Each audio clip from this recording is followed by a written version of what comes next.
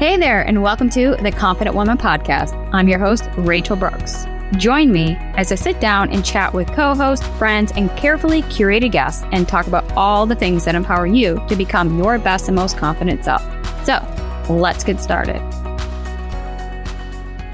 Hey there, and welcome back to another episode of the Confident Woman Podcast. Today, I want to talk about the power of slowing down and how adding margins and buffers into our lives can help prevent burnout and improve our overall health and well-being. So I don't know about you, but that sounds like a double win because I think as us performer, we're women, we drive, we strive, we're doing all the things, and we live in a society that really just glorifies busyness and productivity. It's crazy, it's overwhelming, it's exhausting, and it's just really not sustainable. If we're being honest, like, how long can we keep this up, right? So I think it's important to really recognize that, when we're finding ourselves going down that path, to kind of, let's just tap on the brake for a moment before we can really just slam hard on it and just feel like, okay, now we have to abruptly stop. So knowing that we're constantly being told in the space where we live in hustle culture mentality, right? It's like we're being told that we have to hustle harder, we have to do more, we have to work more, we have to really forego whatever it is, like our own health and well-being. And, the constant drive and push to perform and do all the things is just so damn exhausting. Like, I just came out of this moment in my life just recently where I essentially put everything on the back burner, including my own health and well-being, where it was just like, if you are not working, crazy hours, like 16 to 20 hours a day, and you're sleeping more than 5 hours and you don't want it bad enough and you're not working hard enough. And it was just this crazy intensity that was just, whoa. And it just really, I don't know, for lack of better words, but it was to the point where I was sacrificing my own health and well-being, thinking it was for the betterment of the goal that I was working towards. And even though I was telling myself it was a short-term goal and it's just temporary and blah, blah, blah. But the reality is, even in that short term, when I went so hard on one side and abrupt stop on the other, it's like my physical being just started to really, take a hit. Then it trickled into my mental and my emotional. And it got to this point where I had to pick my head up after, some time and be like, what the heck am I doing? Like, this isn't even me anymore. And so recognizing the difference of that could really be, if we go too long, could be really detrimental to not only just our health and well-being, but our relationships, our businesses, our career, our livelihood, and all the things that come with why we do what we do. Because again, we are humans. We are not robots. We are not built to perform at such high function all the time. It's important to incorporate those rest periods, saying no, setting boundaries, all the things. And in fact, we have a couple episodes that we talk at, further length about it, providing some tips and just some strategies of how to really navigate those areas if you're in the situation where you are just nonstop going and it's just, you're tired. Let's be real. It's tiring. So living in that kind of culture mentality, and especially in a fast-paced social world where if we don't put on some boundaries, for example, on social media, we could be watching how other people are living out your dream while you're over here taking the much needed rest that you were told you needed. But yet there's this duality and conflict mentally saying, well, if they're working and you're resting, then you're going to be behind, and you're looking at your neighbor's page for as a competition. And it just goes into this detrimental, just bad place that you can go if you allow your mind to go there. So I'm trying to save that conversation from happening with yourself, because been there, done that, sucks. So the truth is, like, this kind of lifestyle and just this busyness, it can really take a toll, like I said, on your mental, emotional, and your physical health and well-being. And that's why it's so important to really recognize when it's time to slow down, when to make time for rest and relaxation, and allowing yourself, again, those breaks. Even if these little bits and pieces are incremental in your daily life, just the breaks itself will feel like a million times because again, going fast paced is not sustainable. We sometimes have to pull over. We have to slow down. We have to do what is necessary to get there safely. So here are just a few of the tips and strategies that I've been incorporating and bringing more into this awareness level as I'm re-navigating and repositioning my own self at this season of my life. So I'm hoping that these will be, helpful as they are for me and just ways that I can give back and empower you to slow down and adding these margins to our everyday life. When we look at margins and buffers, really that's exactly what it is. It's those additional spaces that if we look at our to-do list for the week and maybe there's literally like 30 things on there, then maybe you can break that up and look at the urgency. And I kind of put this in 3 different categories. So I would say like it's urgent, it's important, or it's a distraction. And having those 3 different buckets is where I'm able to filter out my to-do list based off of that. I'll look at it from a week out because I take each day at a time.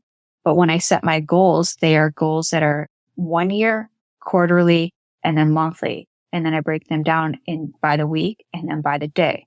So that's just something that worked for me. If it works for you, awesome. Take it. My point is just here to share some of the things that have helped me. So making things more simple and easy for you would be awesome. And so when we look at our schedules, taking that, say 30 examples, and maybe you're only breaking it down to maybe just a couple a day, right? So it might take you, if you can do 3 things, it's going to take you 10 days to get through that list of 30. And yes, each day you're probably adding like 10 more things on that list. And that's where I say, use that filtration and just say, okay, these are distractions. This is necessary and this is urgent. So that way they prioritize. And as you're constantly rearranging your to-do list, you'll start seeing those distractions, which are the things that give us the quick wins and the quick highs. And we're excited for those. Those are the things that are taking the bulk of our time, right? Because those are the fun wins and nobody wants to do the hard stuff because it sucks.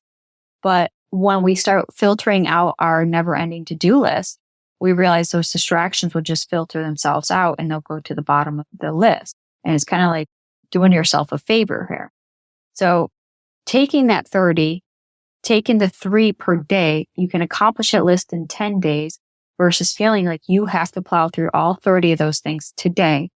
And at the end of the day, you look at your 30 list and now you probably have 50 things because you've thought of other things that just go down there. And next thing you know, you're overwhelmed, overworked, tired, and overstressed. So how are we going to do that? We prioritize our list, just like we do with everything else in our lives. We have to make ourselves, our time, and our energy a priority, slowing down, adding margins and buffers into our lives.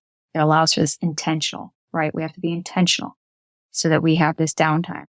And in this downtime, we can do anything from, going to the gym, relieving our stress. Maybe it's going for a meditation walk. Maybe it's a yoga class, going for a hike, or, just simply spending some quiet time to yourself and getting to know you. When was the last time you did that? Like actually just, hey, Rachel, what's up? How's your day been? What's new? What have you learned? What are you looking forward to? Like, have a conversation with yourself. Have you gotten to know you? The time that we invest in other people to get to know them, we should also be just mindful of that to even get to know ourselves. Because once we do, a lot of this filtration in the simplifying life and slowing down will come to us much more easily because we understand ourselves. We know what makes us tick. We know what lights us up. We know what we're capable of and how to respect and preserve this energy that's inside of us. So when we wake up, we're not just flip the switch, ready to go. So recognizing that, it allows us to incorporate more of those me times, right? Times that you need in your schedule to make you better so that you perform at a higher level at a pace that is more sustainable. And those are the priorities, and having commitments to yourself and making sure that you slow down enough to prioritize that form of self-care. And of course, we all know you've heard this in a lot of my episodes, and I'm sure that you hear it everywhere, is we have to recognize that when we slow down, we improve our eating habits as well, right? So it allows us time to, maybe we learned a new recipe. Maybe we've taken time to cook. Maybe we've actually taken time to actually eat it sitting down without distractions. So eating whole, nutritious foods to fill and nourish and, our mind, body, and soul. Incorporating a form of exercise that gets your body moving. I named a few just a moment ago. And then, of course, getting quality sleep. We have to prioritize these things. So we can't necessarily just be consumers of all the things that are just going at us a million miles an hour, but we need to be consumers of what we eat, to how we move our body, and how we sleep and how much we sleep too. And this is so important to really reflect on that notion of self-care, because it goes beyond just the eat well, sleep well, and move well. It's, again, getting to know you, get to know your true self. It's about doing the things that make you happy, that bring you joy. So whether it's reading a book, taking a long walk, a long bath, spending time with your loved ones, learning a new recipe, having fun, you saw a new dance move when you made time for you to jump on social media for fun, but gave yourself a time limit. Maybe there's just a new song that came out and you just want to dance and sing to it. Maybe that's a way for you could do that while you're cleaning. Maybe cleaning lights you up too, because it's also checking things off your list, right? Finding ways that you can really, really just be you in a time where we can slow down. And in those margins, in those buffers, those are those moments where we get to slow down. We don't have to feel guilty for saying no. We know that it's necessary to protect our time and energy. And it's also a way to recognize what does and does not align with our values and priorities. So once we recognize that, we can create more space for the things that really matter and the things that light us up. And then also on a note, like creating the buffers and the margins and why they're so important is because, again, having that margin allows us the freedom and the flexibility to really do more of those things that light you up, but also having a buffer allows us time to, in our busy schedule, know that we're not going from one task to the next meeting, to the next appointment, to the next, right? And that's also ways that feel like we're just busy. And not only did the list not get done, you didn't get your priorities done, but now you've got all these commitments and all the things that are just, things that are happening that are our schedule. But we have to recognize prioritizing buffers in between those things, because nothing is ever on time and nothing ends directly on time. When you've aligned your meetings to be back to back to back to back to back to back, next thing you know, 4 hours have gone by, you didn't eat. You probably didn't even get up to go to the bathroom. You probably didn't stretch. You probably just hangry at this point, right? So these are recognizing, like, I need me time. And so this is kind of what these buffers are, to allow that space in between our daily chaotic schedule. Because if, God willing, something were to happen, you are not late, you are not rushed, you are not, not showing up, because that gives you the flexibility to really handle the unexpected events that can really make you feel overwhelmed. It just feels like a lot.